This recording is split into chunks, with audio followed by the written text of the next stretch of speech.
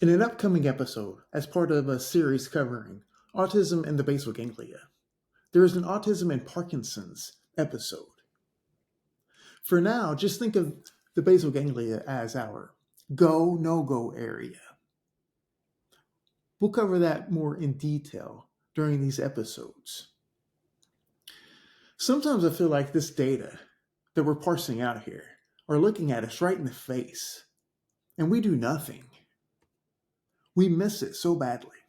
It is so much that I envision a lost party shooting up flares or writing SOS or help even on the beach, and we don't have eyes on it. There is a pressing issue in the future of autism and Parkinson's regarding how vulnerable autistics are for various dementias. While covering autism and Parkinson's, I can't help but mention something that is so simple. But for whatever reason, it's neglected or ignorance, I'm not sure, but it prevents any valuable connections. In autism, we are already on a path of Parkinson's. It's essentially a precursor to Parkinson's. We have problems in the so-called indirect pathway of the basal ganglia. In the episode of Autism and Parkinson's, we'll parse out the direct pathway, our go area, and the indirect pathway, our no-go area, in more detail. But for today, there's a concern outside of that, and that is thyroid. Several things here are undisputed with autism, undisputed with Parkinson's, and undisputed in both the Autism and Parkinson's research, such as that indirect pathway.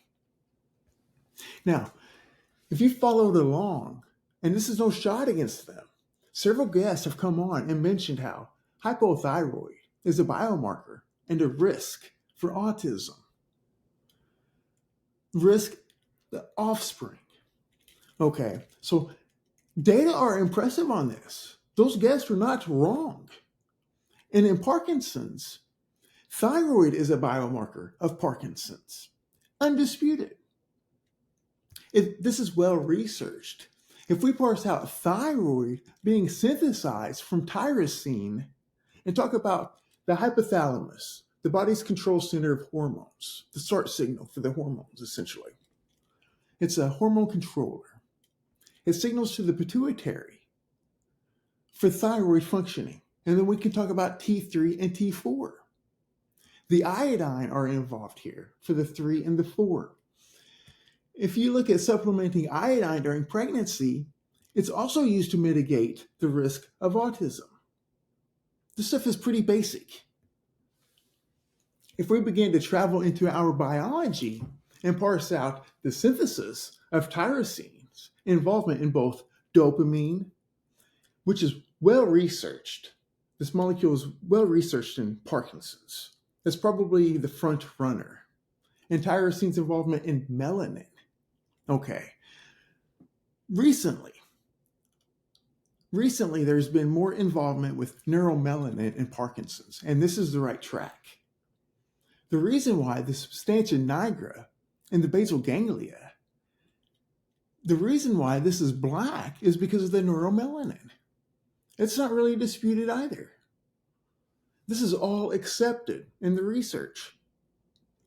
I question the knowledge of melanin within autism research. So the first question I want to ask is, what do you think neuromelanin is?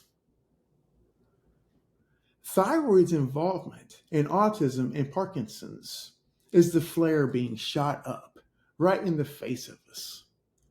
If you say Parkinson's is a disruption of dopamine in the substantia nigra and not having an ability to orchestrate these different go, no-go areas with D1 dopamine or D2 dopamine, excitation inhibition, that's partially in line with what we're talking about. This is well accepted. What is missing, though, is the true synthesis of these molecules and the environmental signals that are required. This is where we lose track. This is where people get confused, but it's not that complicated. Two different things here, two different things that explains these problems, both autism and Parkinson's, is a loss of or a lack of energy from the environment.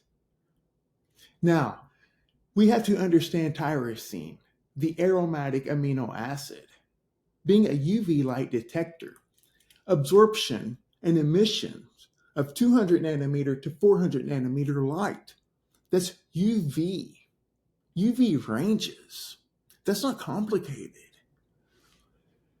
If we talk about the synthesis of tyrosine into thyroxine and the relationship of the iodine for T3 and T4, it is somewhat understood and accepted. We can parse out T3 and its roles. Now, here I'm going to read some notes from the episode on autism and Parkinson's. For T3, brain development.